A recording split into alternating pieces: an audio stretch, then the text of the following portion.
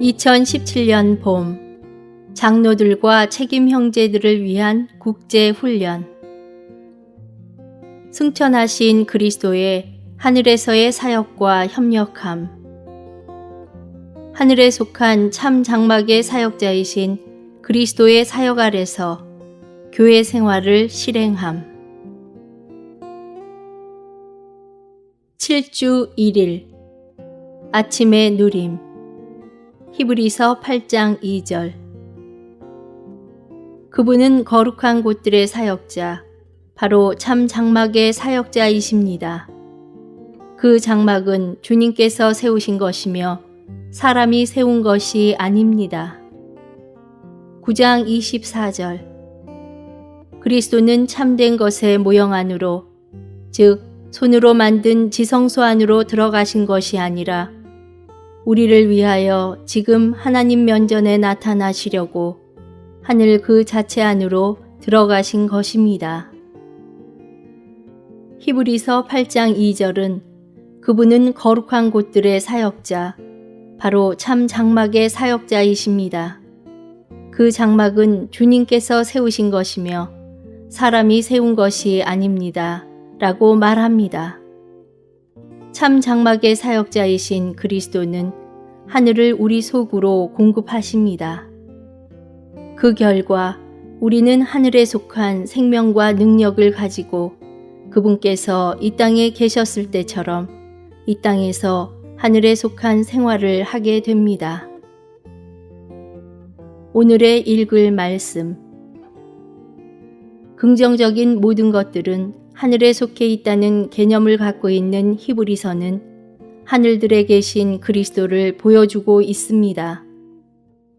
사복음서에서 우리는 이 땅에서 사시다가 십자가에서 죽으심으로 구속을 이루신 그리스도를 볼 수 있고, 사도행전에서는 부활하시고 승천하신 그리스도께서 번식되시고 사람들에게 공급되시는 것을 봅니다. 로마서에서 우리는 의롭다 하심을 위하여 우리의 의가 되시고 거룩하게 하심과 변화와 같은 형상을 이룸과 영광스럽게 하심과 건축을 위하여 우리의 생명이 되신 그리스도를 보며, 갈라디아서에서는 율법과 종교와 전통과 형식에 반대되시는 우리의 생활을 위한 그리스도를 봅니다. 빌립보서에서는 지체들로부터 살아 나타나시는 그리스도를, 에베소서와 골로새서에서는 몸인 교회의 생명이시고 내용이시며 머리이신 그리스도를 봅니다. 고린도 전후서에 나타난 그리스도는 실제적인 교회 생활 가운데 모든 것이 되시는 분이시며, 데살로니가 전후서는 주님의 다시 오심을 예비하기 위해 우리의 거룩함이 되시는 그리스도를 보여줍니다. 디모데 전후서와 디도서에서 우리는 우리를 하나님의 집에서 합당하게 행하게 하시는 하나님의 경륜이신 그리스도를 보며, 베드로 전후서에서 그리스도는 우리가 고난을 통하여 하나님의 행정적인 다루심을 받아들이도록 하시는 분이십니다. 요한의 서신에서 그리스도는 하나님의 집안에서 하나님의 자녀들의 생명과 교통이 되는 분이십니다. 요한계시록에서 그리스도는 이 시대의 교회들 가운데서 거니시며 장차 올 시대의 왕국 안에서 세상을 다스리시며 영원토록 충만한 영광 가운데 표현되실 분이십니다. 히브리서에서 그리스도는 지금 하늘들 안에 우리의 사역자와 대제사장으로서 계시는 분이시며, 우리에게 하늘에 속한 생명과 은혜와 권위와 능력을 공급해 주심으로 이 땅에서 하늘에 속한 생활을 하도록 우리를 부축하시는 분이십니다. 그분은 현재의 그리스도, 오늘의 그리스도이시며 보좌 위에서 매일 우리의 구원이 되시고 매 순간 우리의 공급이 되시는 분이십니다. 이것이 히브리서에 계시되신 그리스도입니다. 나는 그리스도에 대한 이러한 묘사를 참으로 사랑합니다. 나는 최선을 다해서 여러분에게 영향을 주고 인상을 주어 여러분이 억지로라도 주님을 사랑하게 하고 싶습니다. 하늘에 속한 그리스도는 사람이 아닌 주님께서 세우신 장막 안에서 사역하고 계십니다.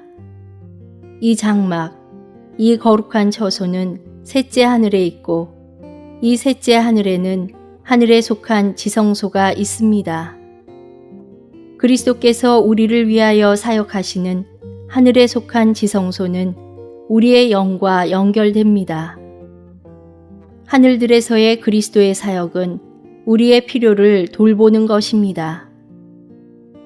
그리스도는 음식, 곧 우리의 생명 공급이신 그분 자신을 하늘들로부터 분배의 방식으로 우리에게 공급하십니다.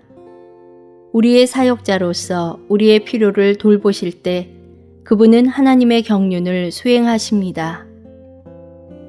그리스도께서 하늘에 속한 사역자로서 수행하시는 것은 무엇이든지 그 영이신 그리스도께서 그 모든 것을 우리에게 적용하십니다.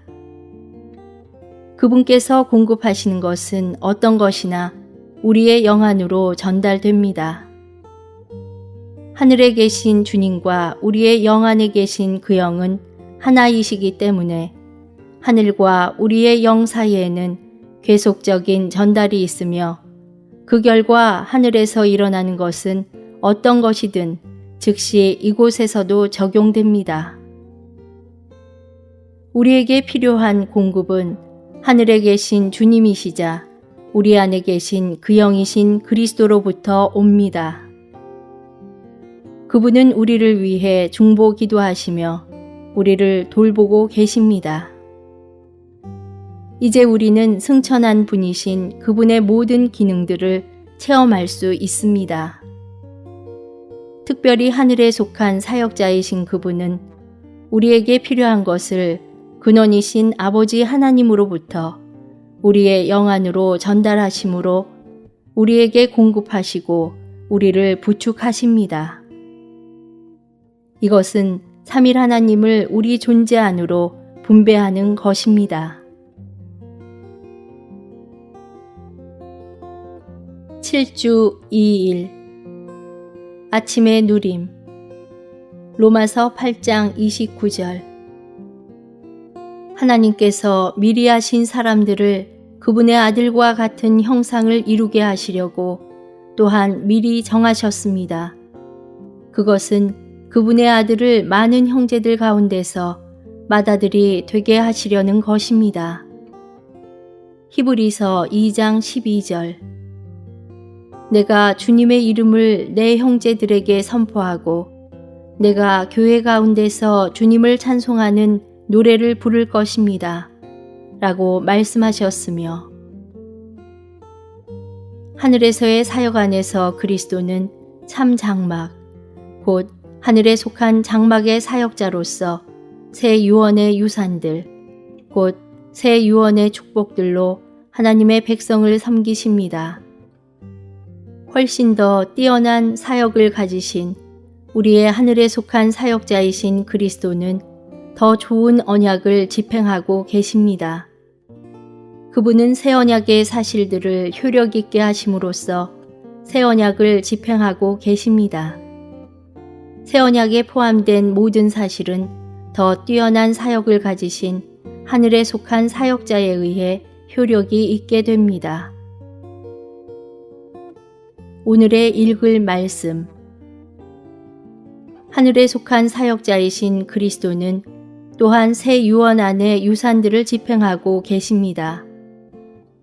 언약 안의 사실은 모두 유언 안의 유산들입니다.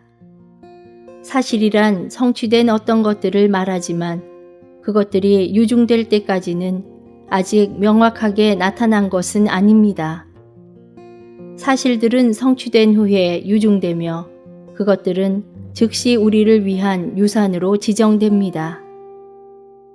언약 안에 있는 모든 것이 사실인 반면에 유언 안에 있는 모든 것은 유산입니다. 언약 안의 사실이었던 것들이 이제는 유언 안에서 유산들로 우리를 위하여 합법적으로 지정되었습니다.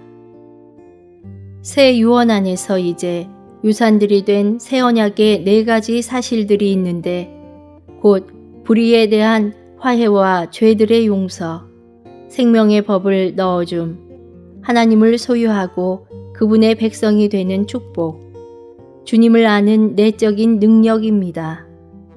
그리스도는 그분의 하늘에서의 사역에서 지금 이 유산들을 가지고 우리를 섬기고 계십니다. 히브리서에는 신약의 모든 기본적인 요소들이 보다 깊이 그러나 아주 간결하게 함축되어 있습니다. 겉으로 볼 때는 어느 누구도 히브리서에 교회가 언급되었다는 것을 깨닫기 어렵습니다. 비록 여러분이 히브리서를 여러 번 읽었을지라도 이 책에 교회가 언급되었다는 것은 느끼지 못했을 것입니다. 우리 모두는 사도행전과 그 밖의 다른 서신들에 교회가 언급된 것은 잘 알고 있지만 히브리서에도 교회가 나왔다는 사실은 모를 것입니다. 교회란 무엇입니까? 교회는 하나님의 맏아들의 형제들로 구성된 단체적인 한 집합체입니다. 여러분은 하나님의 독생자와 하나님의 맏아들 사이의 차이점을 기억하고 있습니까? 하나님의 독생자는 인성은 없이 신성만을 가지셨습니다.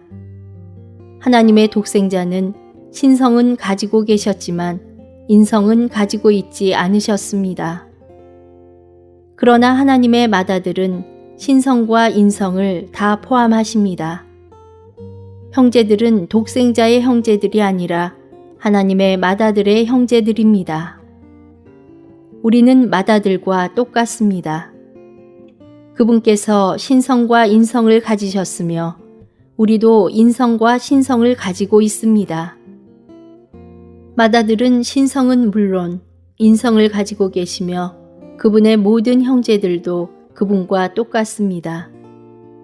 그분은 첫 번째로는 신성을 가지고 계셨고 그 후 인성을 가지셨으며 그분의 형제들은 인성을 먼저 가지고 있었고 그 후에 신성을 받았습니다. 결국 그분과 우리와 그분은 똑같습니다. 우리는 기묘한 사람들입니다. 우리는 인성을 가지고 있을 뿐만 아니라 신성도 가지고 있습니다. 여러분은 자신이 누구의 아들인지 알고 있습니까? 여러분은 하나님의 아들입니다. 하나님께서 우리의 신성한 아버지이시고 우리 모두는 그분의 신성한 아들들입니다. 왜냐하면 우리 모두가 신성한 본성을 가진 신성한 생명으로부터 태어났기 때문입니다.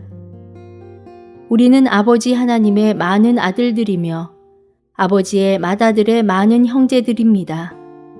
이것은 꿈이 아닌 실제입니다. 이와 같이 히브리서는 매우 깊은 방식으로 교회를 계시합니다. 교회는 하나님의 모든 아들들로 이루어진 살아있는 구성체, 하나님의 맏아들의 모든 형제들로 이루어진 살아있는 단체입니다. 하나님의 많은 아들들인 우리는 하나님의 맏아들이신 그리스도의 많은 형제들입니다. 그분은 부활하심으로 말미암아 하나님의 맏아들로 태어나셨고 우리는 그분의 부활 안에서 그분의 많은 형제들로 산출되었습니다. 그리스도는 부활하신 후에 그분의 제자들을 형제라고 부르셨습니다. 우리가 새로 태어난 것은 육신적인 출생이 아니라 부활 안에서 태어난 것입니다.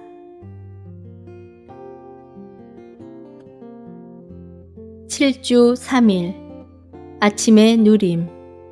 히브리서 2장 10절 11절.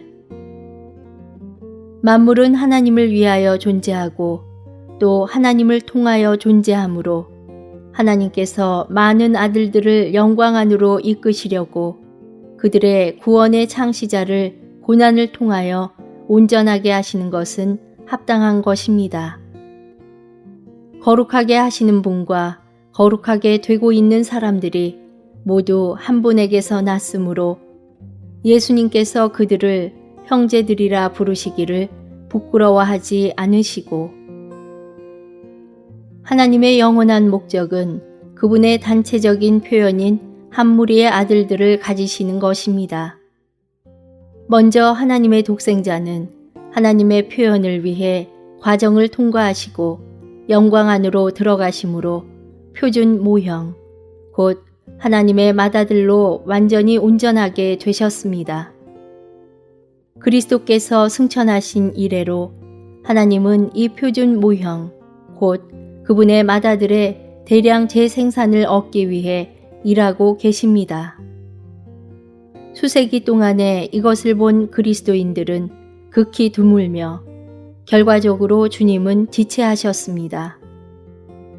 주님은 그분의 회복 안에서 표준 모형을 재생산하고 계시며 우리 각 사람을 맏아들과 동일하게 만드시기 위해 우리 가운데서 필사적으로 일하고 계십니다. 이것이 온전하게 된다는 것의 의미입니다. 오늘의 읽을 말씀. 온전하게 되기 위해 우리는 신성과 높여지고 부활한 인성과 끝내는 십자가의 죽음이 필요합니다.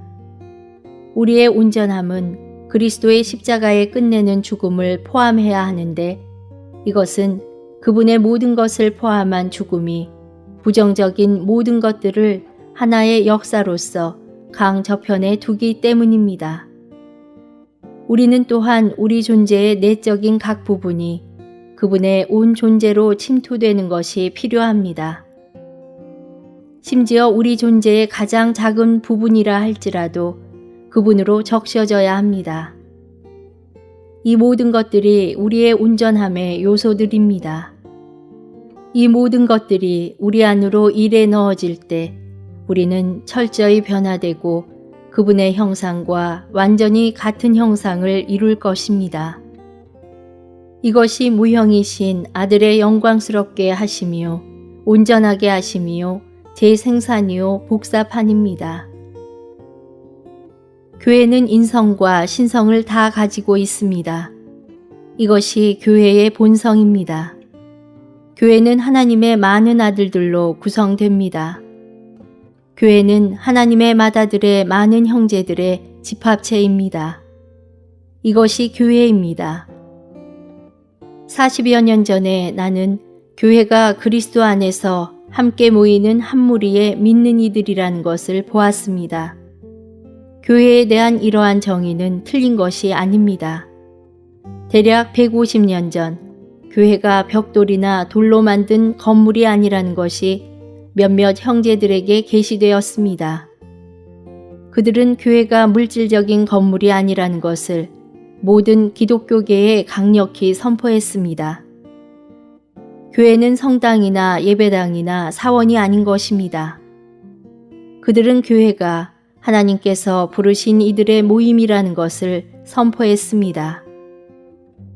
그리스도 안에 참된 믿는 이들이 함께 모일 때 그들이 바로 교회입니다. 우리는 이 계시로부터 많은 도움을 받았고 50년 전까지만 해도 우리 역시 교회를 하나님께서 부르신 성도들의 모임이라고 말했습니다. 우리는 지난 세기에 그 형제들로부터 받은 도움에 대해 감사했습니다. 후에 우리는 교회가 단지 참된 믿는 이들의 모임만이 아니라 바로 그리스도의 몸이라는 것을 알기 시작했습니다. 여러분이 많은 의자들을 함께 모은다고 해도 그 의자들이 하나의 몸이 될 수는 없습니다.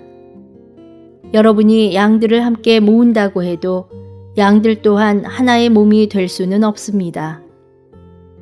모든 사람이 아는 바와 같이 몸이란 생명을 가진 유기체입니다.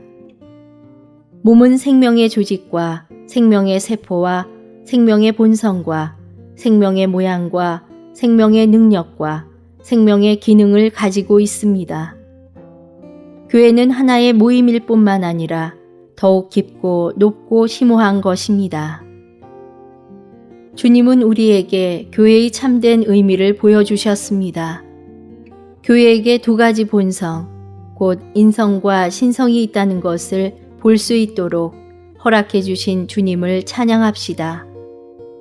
교회는 두 가지 생명을 가지고 있습니다. 이 생명은 연결되었을 뿐만 아니라 완전히 연합되었습니다. 교회는 두 본성과 두 생명이 함께 연결되고 연합된 유기체입니다. 이것은 놀라운 일입니다. 여러분은 교회가 두 생명을 가지고 있다는 사실을 아십니까? 여러분은 교회가 두 본성을 가지고 있다는 사실을 아십니까? 여러분은 하나님의 맏아들께서 두 생명과 두 본성을 가지고 계신다는 사실을 아십니까? 그분은 하나님의 아들이실 뿐만 아니라 사람의 아들이십니다. 이 맏아들은 신성한 모든 속성들뿐 아니라 모든 인간 미덕들을 갖고 계십니다. 우리가 가지고 있는 것은 작은 겸손이나 복종만이 아닙니다. 교회의 창고 안에는 이보다 훨씬 더 심오한 것이 들어 있습니다. 교회는 신성한 속성들과 인간 미덕들로 가득하며 무한하고 측량할 수 없습니다. 교회는 바로 그러한 유기체입니다. 이것이 그리스도의 몸입니다.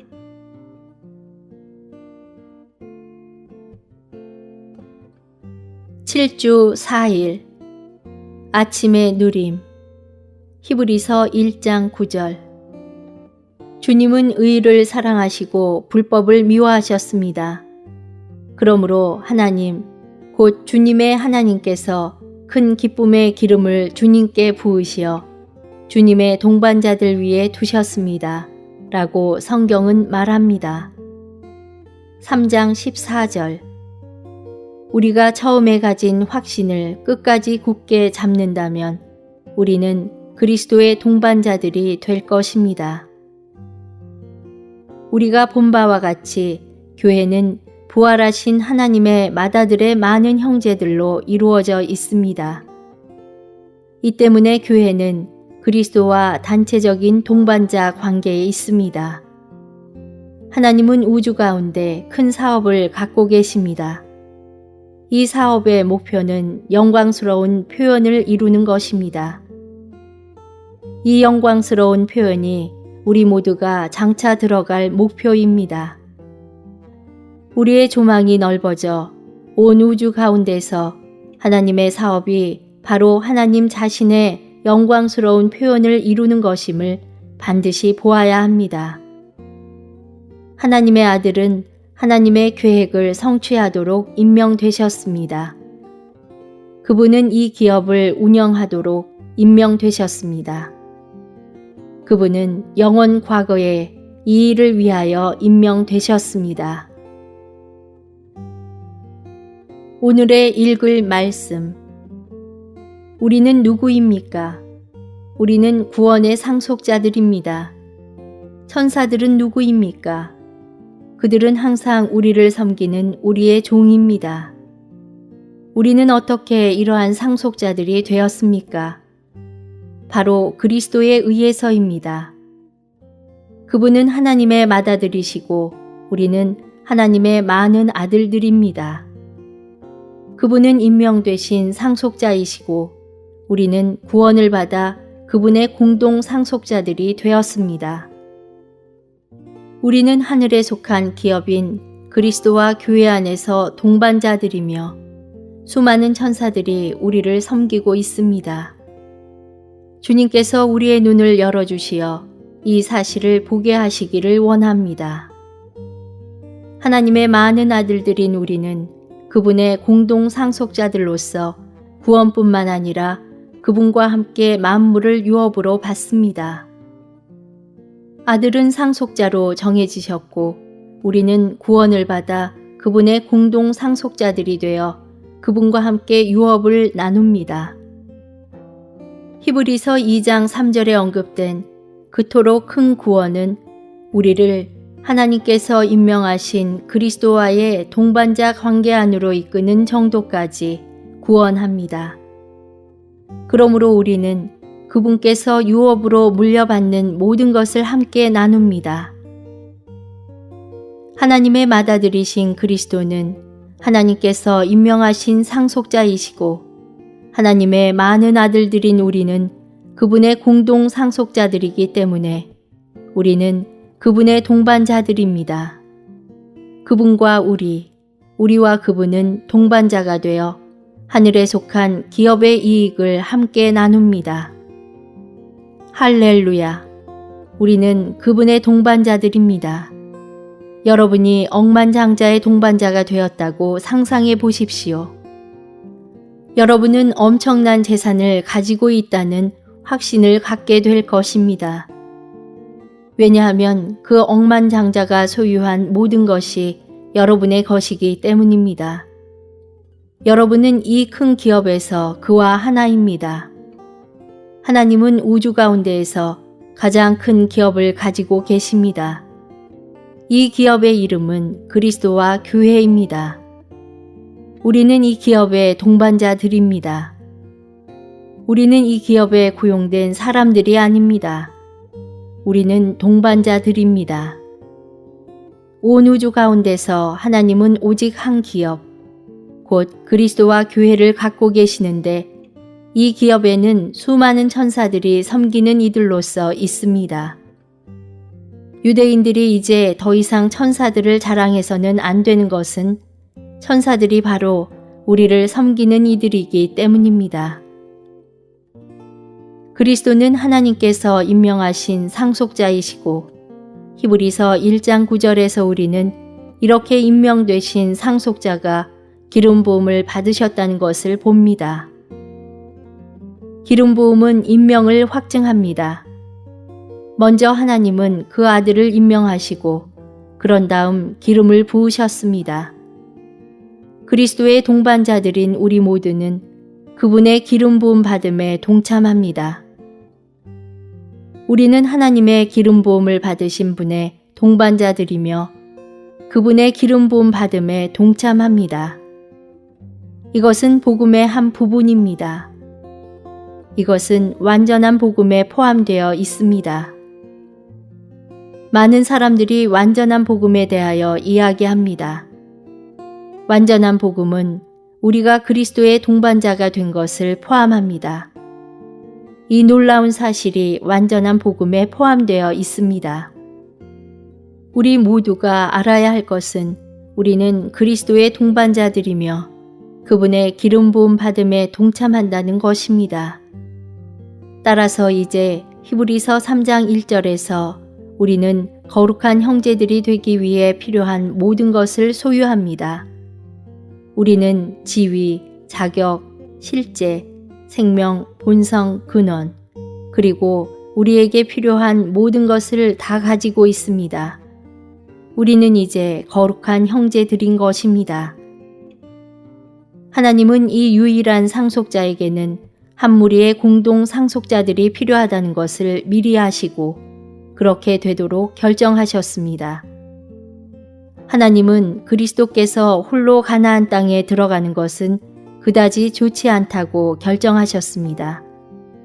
하나님은 유일한 상속자께서 한 무리의 공동 상속자들과 함께 가나안 땅으로 곧 신성하신 분의 영광스러운 표현 안으로 들어가기를 원하셨습니다.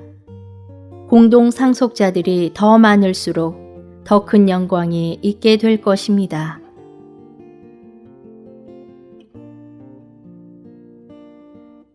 (7주 5일) 아침의 누림. 히브리서 4장 9절. 그러므로 하나님의 백성에게 안식일에 안식이 남아 있습니다. 12장 28절.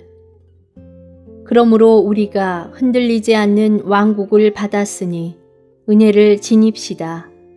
은혜를 통하여 우리가 경건함과 경외함으로 하나님을 기쁘게 섬겨야 합니다.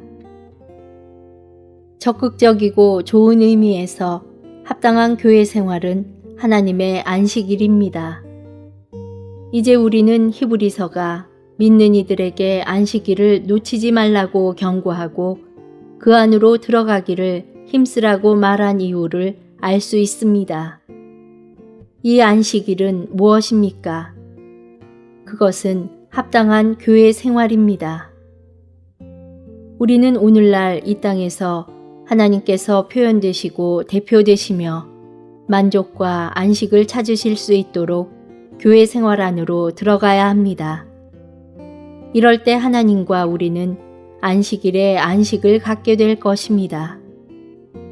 만일 우리가 합당한 교회 생활 안으로 들어가지 않는다면 우리는 이 안식을 놓칠 것입니다.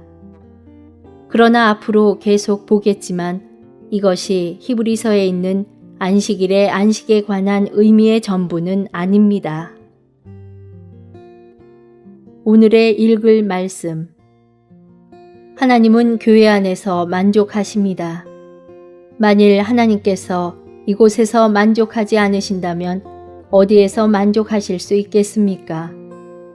하나님을 만족시켜 드릴 수 있는 유일한 상황은 하나님께서 그분의 표현과 대표가 되는 한 무리의 사람들을 얻으신 상황입니다. 우리는 하나님을 표현하고 대표하도록 운명 지어졌습니다. 따라서 하나님의 만족과 안식은 교회 안에 있습니다. 새 언약을 받아들이고 그것을 지키는 것은 하늘에 속한 예루살렘과 교회에 이르는 것입니다. 새 언약과 하늘에 속한 예루살렘과 교회는 하나입니다. 이것을 이해하기 위해 우리는 갈라디아서와 히브리서 사이의 연결을 볼 필요가 있습니다. 갈라디아서는 유대교를 다루면서 믿는 이들에게 유대교로 돌아가지 말고 은혜 안에 머무르라고 경고합니다.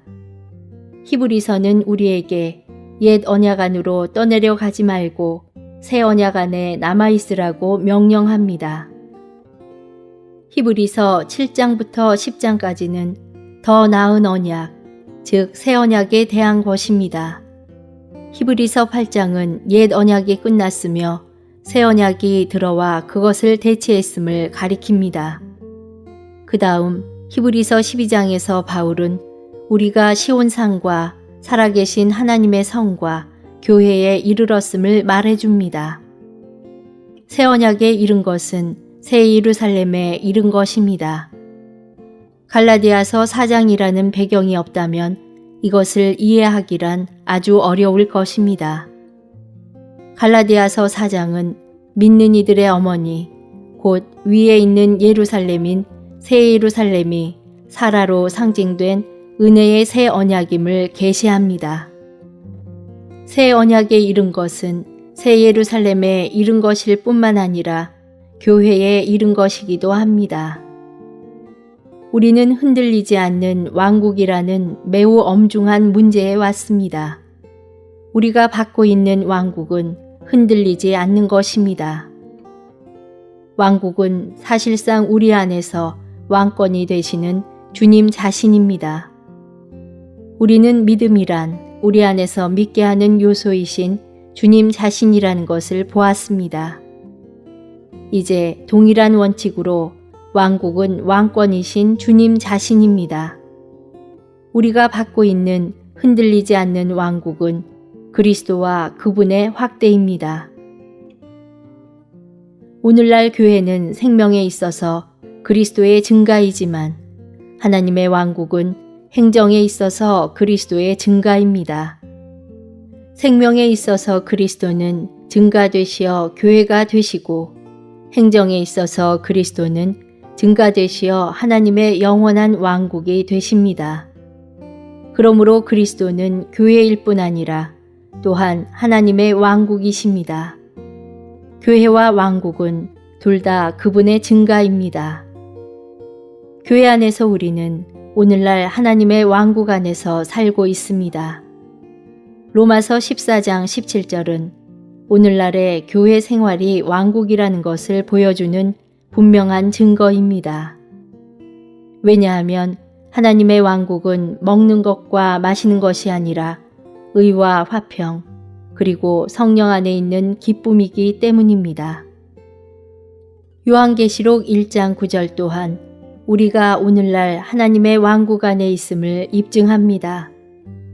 여러분의 형제이며 예수님 안에서 환난과 왕국과 인내에 참여한 사람인 나 요한은 하나님의 말씀과 예수님의 증거 때문에 반모라는 섬에 있었습니다.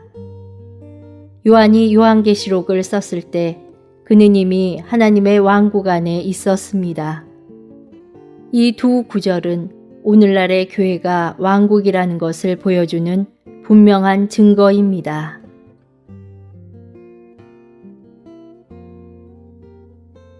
(7주 6일) 아침의 누림.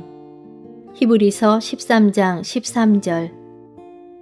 그러므로 우리도 그분께서 받으신 비난을 짊어지고 진영 밖으로 그분께 나아갑시다. 15절. 예수님을 통하여 계속 하나님께 찬양의 희생제물, 곧 그분의 이름을 시인하는 입술의 열매를 드립시다. 성경의 본문에서 가리키듯이 히브리서 13장은 합당한 교회 생활을 위하여 기록한 것입니다. 형제사랑, 손님 대접 등과 같이 여기에서 언급된 거의 모든 것은 다만 그리스도인 생활을 위한 것이 아니라 교회 생활을 위한 것입니다. 히브리서 13장 8절은 예수 그리스도는 어제나 오늘이나 영원히 동일하십니다. 라고 말합니다. 7절에서 하나님의 말씀의 사역자들이 전하고 가르친 말씀이시자 그들이 살았던 생명이시자 그들의 믿음의 창시자와 완성자이신 그리스도는 영존하시고 변하실 수 없으며 변하지 않으십니다. 그분은 영원토록 한결같으십니다. 오늘의 읽을 말씀.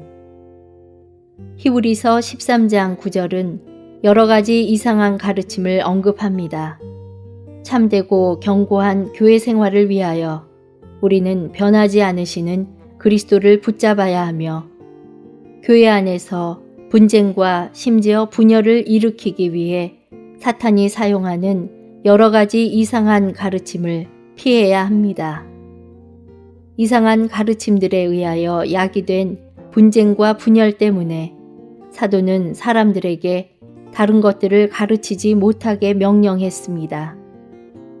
히브리서 저자는 그러한 가르침들이 히브리의 믿는 이들을 새 언약 아래 있는 교회 생활로부터 떠나게 하지 않도록 그들에게 경고했습니다.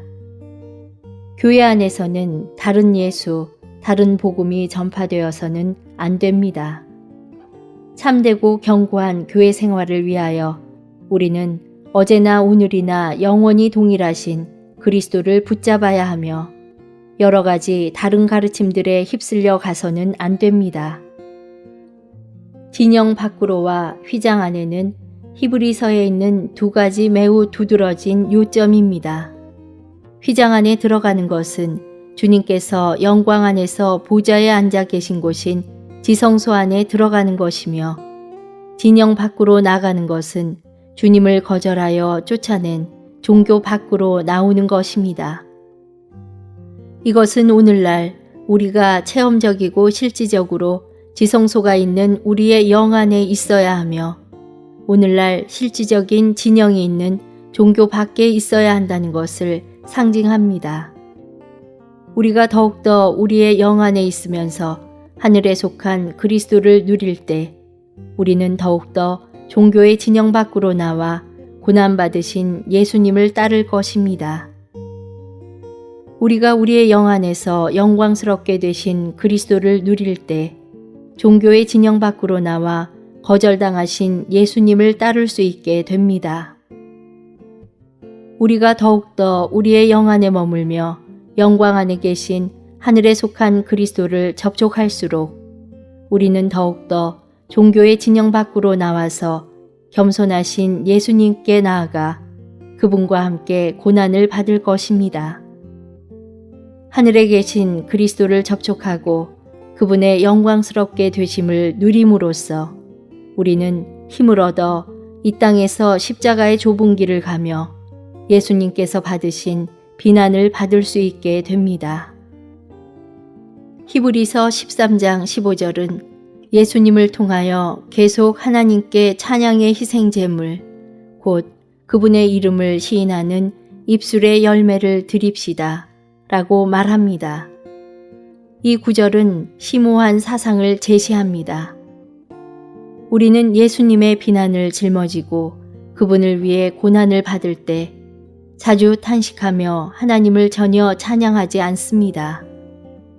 그러나 히브리서의 저자는 우리가 비난과 고난을 통과할 때 하나님께 계속 찬양의 희생제물을 드려야 한다고 말합니다. 히브리서 13장 15절은 8절부터 14절까지의 연속입니다.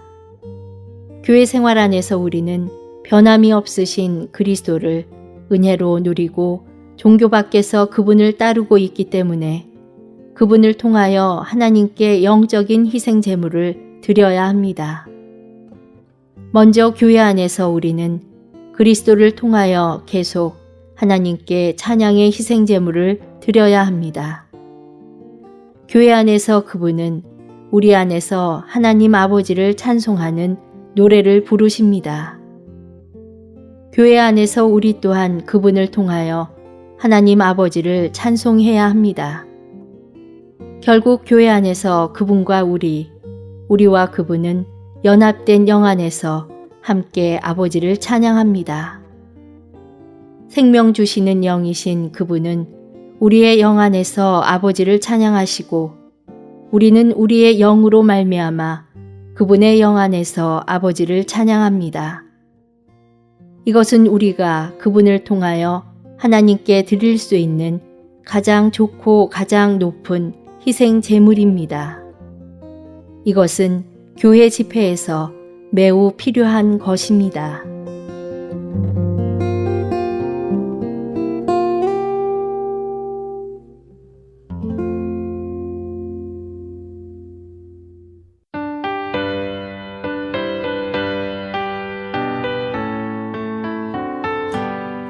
창세전에 하나님은 예정하고 택했네. 그의 그의 아들 안에 아들명 분하도록 구속받아 기업되고 성령의 인침받아 보증 얻은 그의 교회 그분 자신 누리네. 승천하신 그리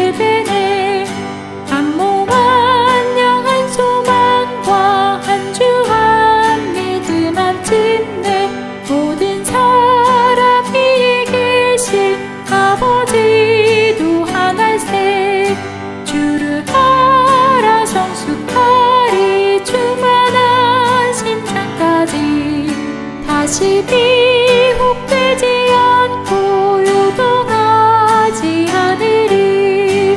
그의 몸의 건축 위에 주가 주시는 사로 성도들을 온전케 해 사역에 일하게 해. 사랑 안에 건축되어 옛사람을 벗고서 새 사람을 입은 교회 주의 영상 충만해.